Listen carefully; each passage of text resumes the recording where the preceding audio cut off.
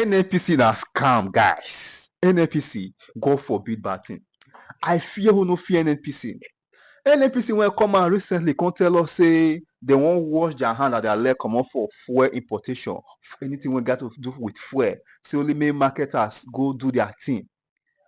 Just within the last 42 days, NNPC spend 3 whoopee trillion naira for the importation of fuel alone. Guys, these people they want to crumble this country on that Tinubu. They obviously want to crumble this country on that Tinubu. How can, despite the presence of Dangote Refinery, I understand that the marketers have been arguing that Dangote is not giving them the level playground for them to get product directly from him. But how can NNPC 3 whoopee trillion naira? Recall that the debt profile of Nigeria now, when they share the money Nigerians are owing, like debts, each Nigeria was entitled to pay 640k or thereabout. So have it in the back of your mind that with the current debt profile of Nigeria, you are owing 640k. You are a debtor. However, the president is planning to borrow more. You will hear the analysis from Arise News now. You will hear the analysis and see how everything is playing out. If by any means that Tinubu get this loan that is beneath for now, be rest assured that before Tinubu will finish his first tenure, your debt profile, every Nigeria will be entitled to pay like 2 million naira, including those Nigerians who are unable to feed. In fact, I'll leave that all finish.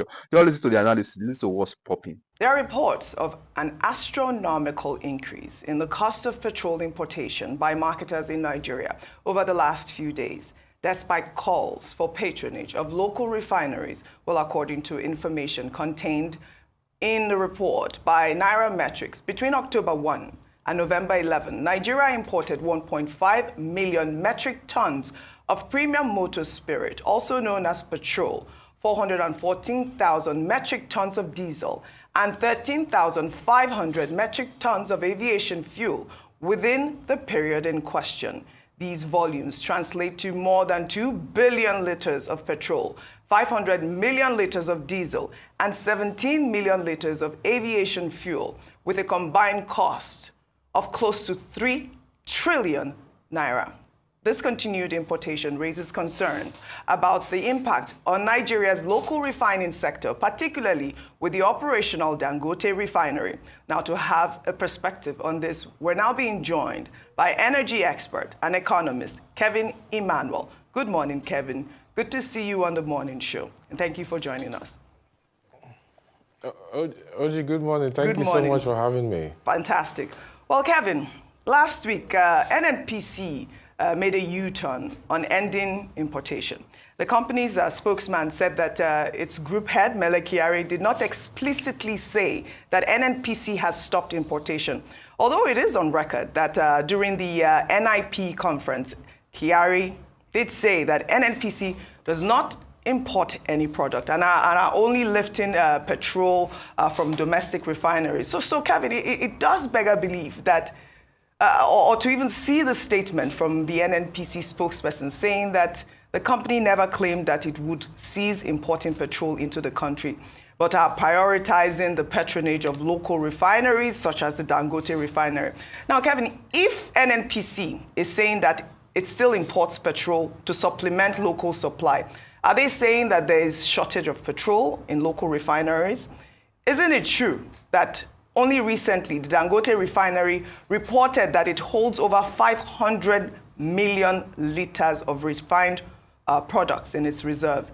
I also want to know what the implication is of importing such volumes of petroleum, as you heard in my introduction on our foreign exchange, and also how it impacts the local Nigerian refining sector.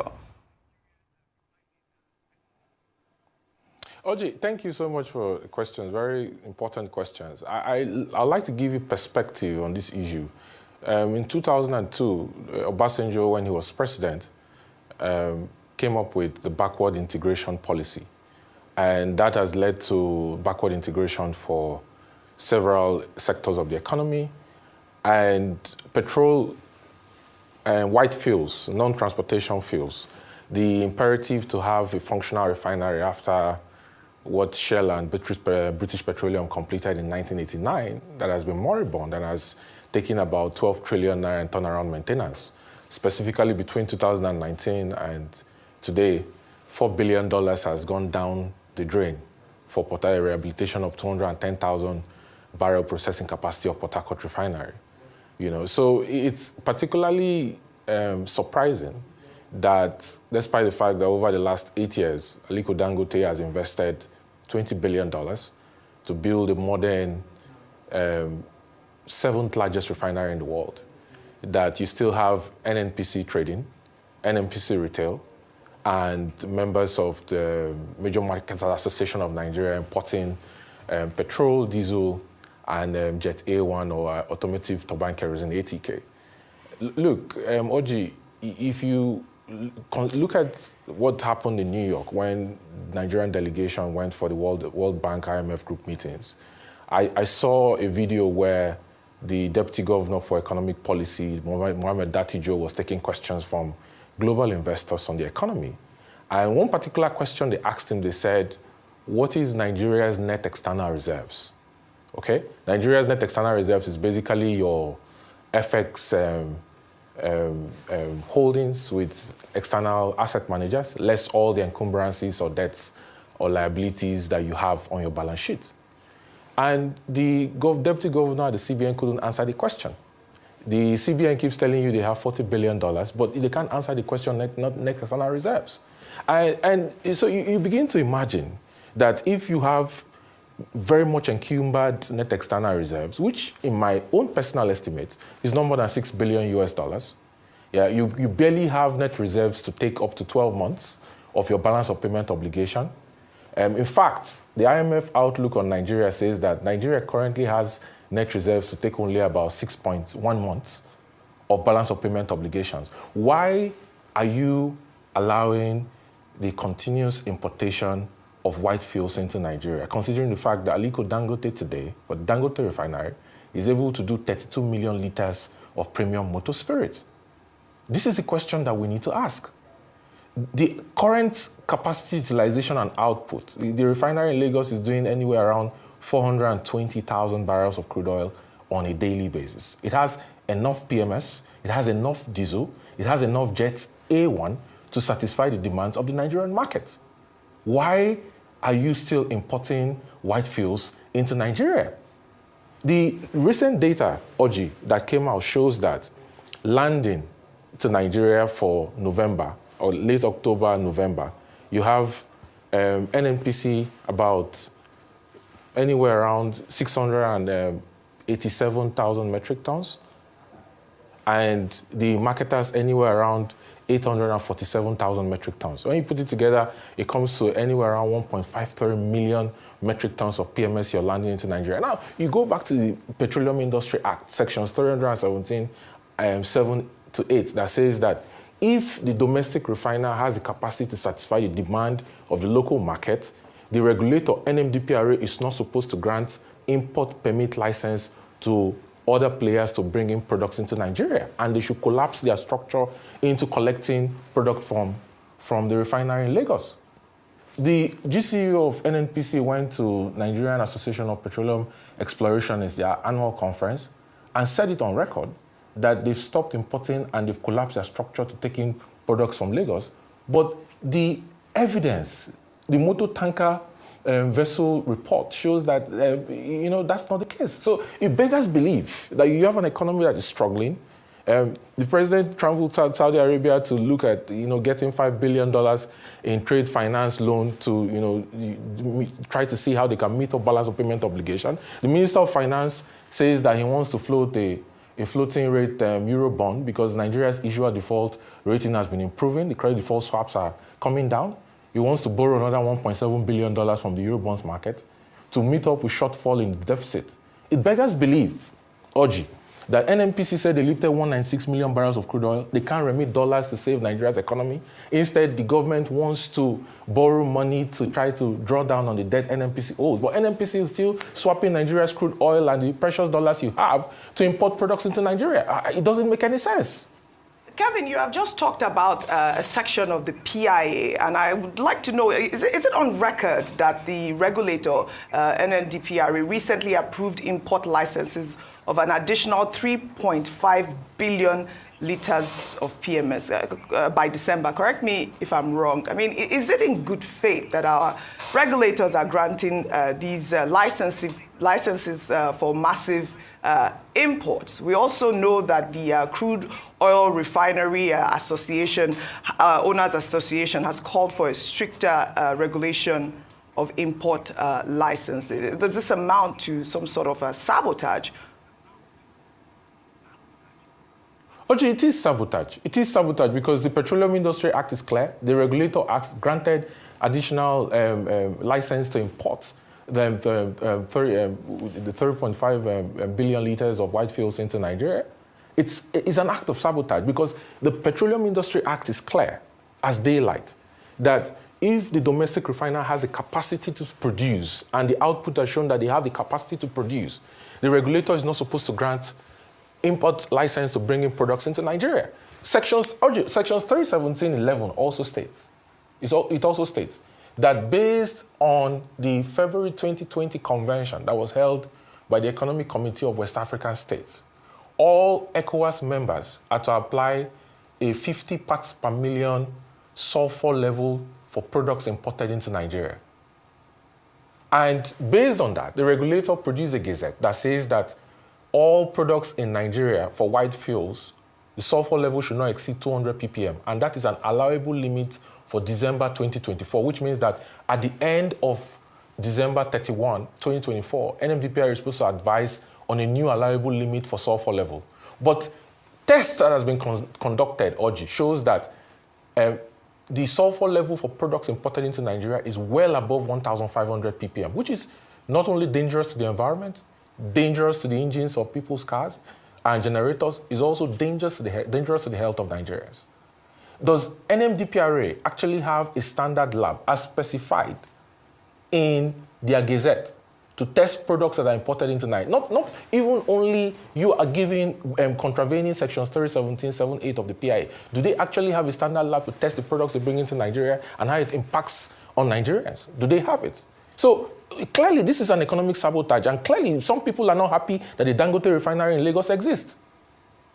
All right, Kelvin, let me follow up on what you have established, and I like the fact that you're going to the route of economic sabotage. But then have you sufficiently examined the impact of pricing in all of this? And in doing that, I would like you to listen to what Femi Shone, the spokesperson of NNPC, said in clarifying what the GCU of NNPC said regarding why importation had become sort of permissible at this point. Let me read what he said to you.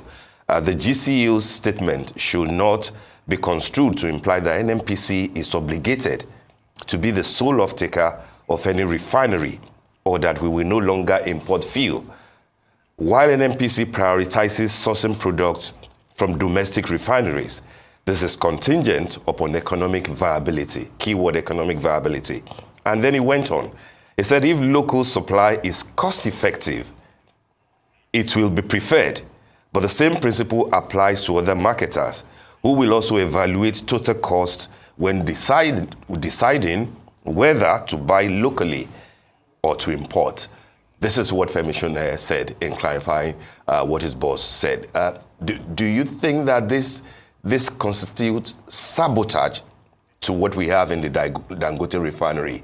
And if we are concentrating on Dangote Refinery, why are we not reminding NNPC, for example, about the 4 refineries at his own disposal that nobody is talking about after a series of promises that they will be ready, that at least 2 of them will be ready by September? Maybe because costing and pricing are part of the issue. Maybe if those refineries are working, the reason why the marketers are complaining about the pricing from Dangote will not have a reason if there were alternatives from NNPC. Kelvin. Okay, so very important question you asked. But first of all, let us go to the industry and then the reports over the last 5 years. And let's look at the products that they've brought into Nigeria, okay? And let's consider the fact that NNPC has quoted a premium landing price for landing PMS to Nigeria for substandard quality products.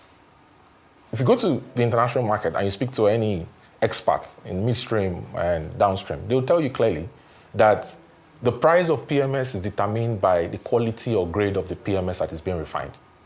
So unleaded 10 ppm, unleaded 50 ppm, unleaded 200 ppm comes at different prices. There are different grades of petrol. Then there's a question of you taking off-spec petrol and blending and curing with naphtha condensates or methanol, right? So can NNPC categorically tell Nigerians, based on empirical evidence, because I like facts and data, if an external forensic audit, and I'm very particular about the word forensic audit is done on the quality of products and the balance sheet of NNPC, can they categorically tell Nigerians that the landing price they've quoted for the product that has been brought into Nigeria over the last 5 years since 2019 is equal to the quality of products they've brought into Nigeria? The answer is no. But if that forensic audit is done, will it show that the landing price they've quoted to the Nigerian government that has led to record subsidy at the time petrol subsidy was taking about 25 to 30% of the Nigeria's budget? And then the president last year said he was going to decouple it. He removed it from Nigeria's budget. And instead, he transferred the burden to NNPC. NNPC started deferring the cost of subsidy from their revenue that was supposed to be remitted to Federation account. Can they authoritatively say that the landing price they've quoted to the government and that has led to the deferring of costs on their balance sheet that caused them to declare profit and then came out and admitted a few weeks after that they don't have the profit they've declared, is equal to the quality of products they bring into Nigeria? The answer is no. Can you put Dangote Refinery white fuels side by side with the imported white fuels and say they stand hand to hand? The answer is no. The truth and reality is that for the 10 ppm unleaded petrol and diesel that Dangote is offering to the Nigerian markets, you can see that even there are 7 countries that are currently, doing preliminary talks with the Dangote Refinery about, demand is anywhere around 95 million liters per day for these 7 countries, including Ghana. Ghana spends about $400 million a month importing white fuels. Yep. Can NNPC say that the quality of products they bring into Nigeria is good for the country and can stand side by side? The answer is no.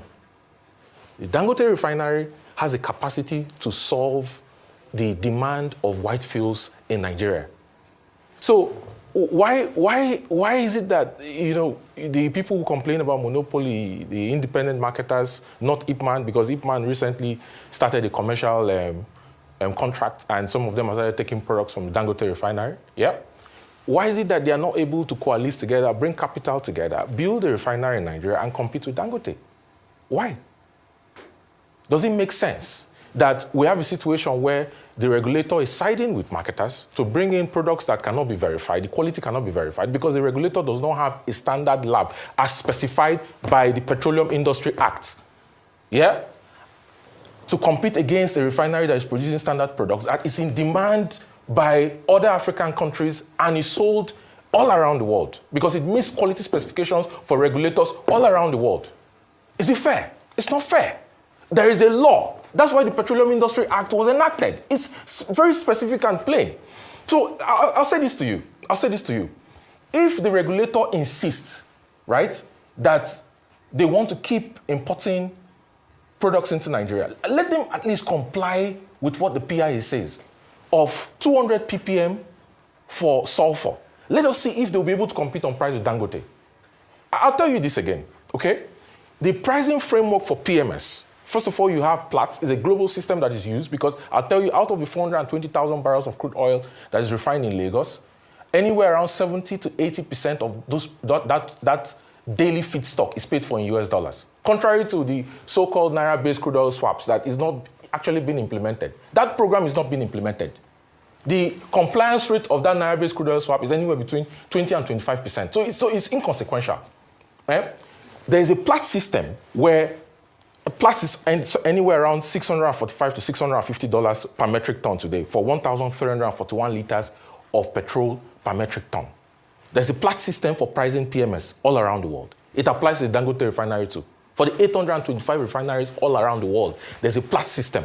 The refinery has a premium based on the quality grade of PMS that is refining. Then, now, that's the ex-gate refinery price. Dangote doesn't have control over that pricing system because it's a global template for refineries all around the world. So the major bone of contention and the reason why the PMS price is not as low as Nigerians would want it is primarily because your exchange rate has been dropping. And exchange rate is dropping because the little dollars you have and the little dollars that have been remitted from NNPC for selling crude oil abroad and remitting that money to federation account, NNPC is using to import products that the quality cannot be verified. So the bone of contention here is your exchange rate. But if you put it at par between Dangote and the imported fuel, Dangote pricing still beats the imported products. The quality of Dangote still beats the imported products. And I'm challenging NNPC and DPRA to come forward and prove otherwise. They don't have evidence. Okay. They don't have any evidence. Okay. If what they are saying is contrary to what I've said, let them provide evidence to show that what I'm saying is false.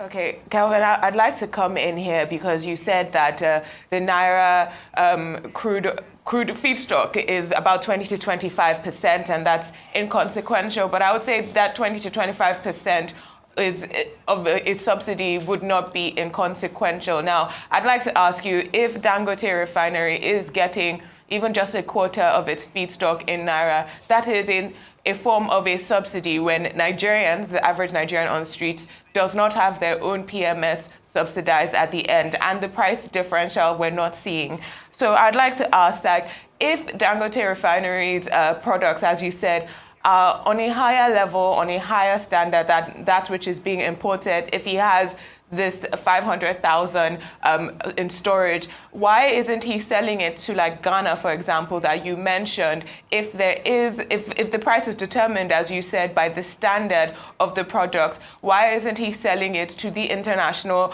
market? Are we to believe that he invested $20 billion into this refinery and then is making economic decisions based off of altruism? Adusu, a very good question you asked. So today, 70% of the white fuels that are being refined at the Dangote refinery is actually taken by international oil traders. 70%. The fact that national governments in Africa, Burkina Faso, South Africa, Ghana, I think Chad is there, Niger Republic is there, Central African Republic is there, even Namibia and Angola are there. By the way, Angola is one of the major oil-producing countries. Angola left OPEC last year, November, December, I think. Namibia is going to achieve first oil in 2026, okay? Now, if these countries are talking about taking off products and international traders are already taking products, it's because they see the quality of the products that he's offering the market, and they know that the quality of the product is actually accepted by regulators all over the world based on any standard template you want to measure it by, EPA, EN, ASTM. Now, on your question on the amount of feedstock based on Naira-based crude oil sales that are supplied to the refinery, and the commercial agreement between NNPC and Dangote answers that question because the commercial agreement specifies clearly that the value of PMS that is sent back to NNPC is equivalent to the amount of crude oil in Naira that is being given to the refinery. Okay? Now, but the question here is that if 3/4 of the crude oil feedstock that the refinery in Lagos is using to refine is actually purchased for in US dollars, you don't expect the refiner to sell white fuels to the market in Naira. And that goes back to the government. What is happening with your exchange rates? Why is the Naira trading at above 1,700 Naira to US dollar? It's trading at above 1,007 because you don't have net external reserves to meet up with your imports or to exceed your imports for 1 year. It's called the Guidotti principle by central banks. There's a Dangote principle that says that your net external reserves that are unencumbered should be equal to at least a minimum of your balance of payment obligations for 1 year. Nigeria's balance of payment obligations for 1 year, Adeshua, is about $8 billion. Your net external reserves is not more than $6 billion. So the elephant in the room here is to the government. Why is your Naira depreciating? Your Naira is depreciating, number one, because the crude oil, the dollars you'd have gotten to your central bank to do balance of payments, NNPC is using it in crude oil swaps in what they call modified carrier agreements to international traders. NNPC is taking that with multilateral development banks to front load cash they need to import PMS whose quality cannot be verified. So the reason why the prices are the way they are is because your net external reserve is encumbered. This is a reality. So it's a question we have to put back to the Nigerian government.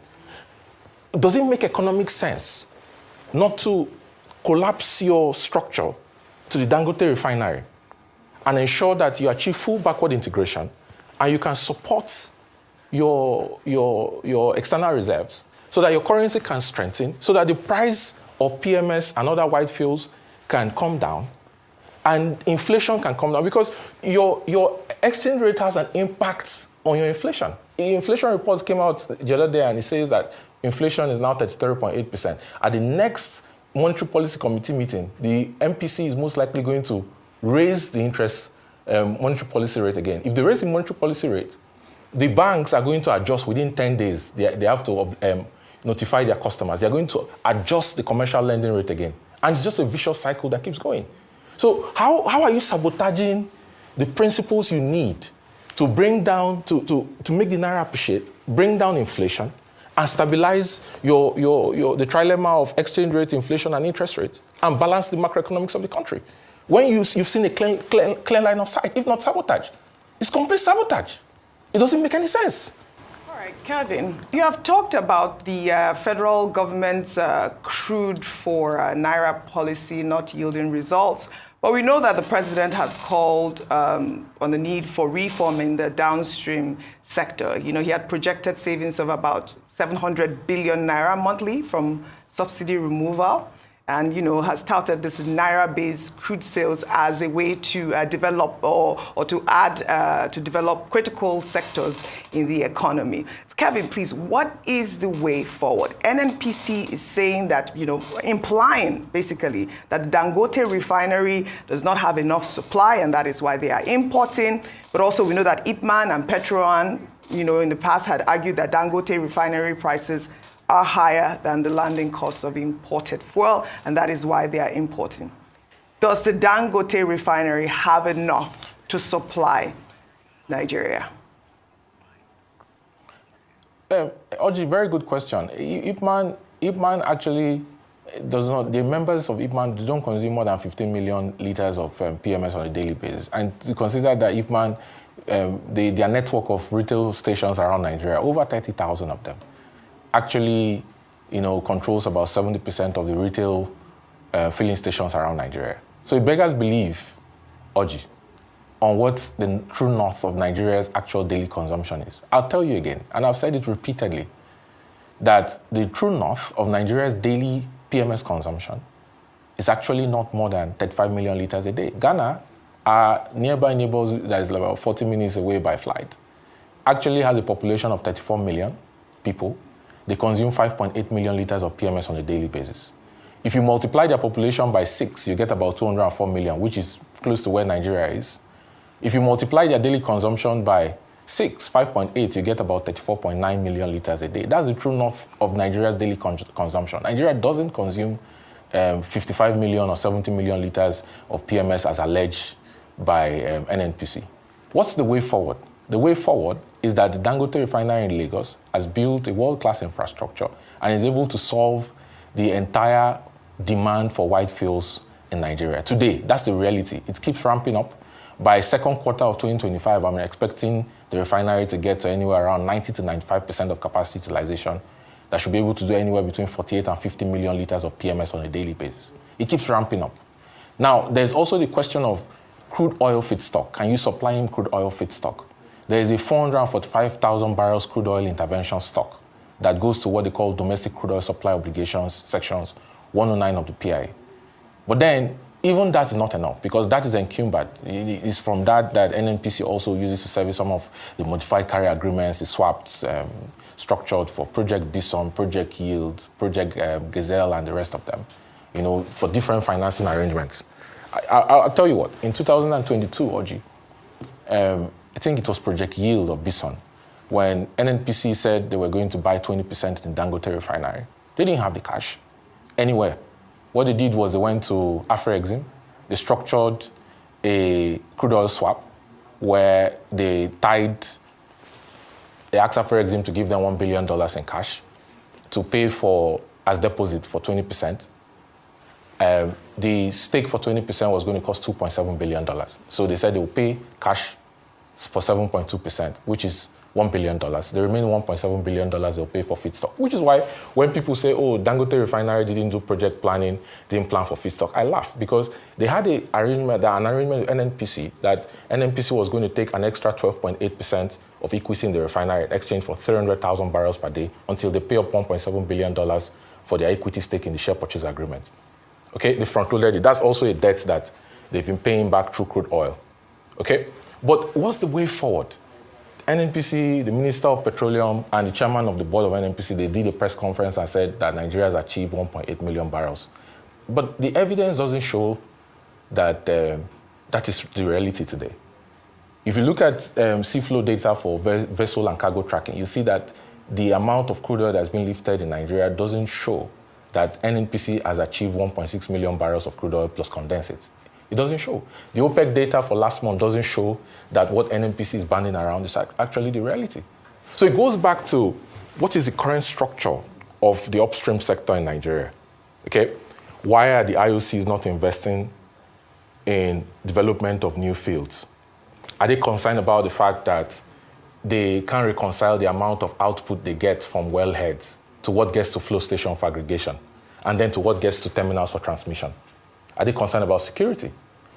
Crude oil stolen between wellheads and flow station terminals because Nigeria doesn't have wellhead metering technologies and there's no fiscalization into SCADA for the entire value chain upstream.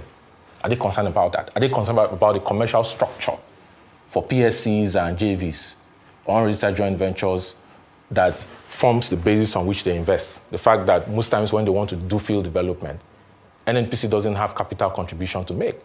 And then they carry NNPC, and then their joint venture cash calls are delayed without interest. These are the issues the president needs to address. And I've always said it. For we to move forward in the oil and gas sector, that is the elephant in the room and is the backbone of Nigeria's economy, Mr. President needs to make tough decisions. And it is my belief, my humble belief, that the current leadership and management of the oil and gas sector doesn't have the gravitas or the reputation to manage this sector going forward. So change should start from changing the leadership of the oil and gas system in Nigeria.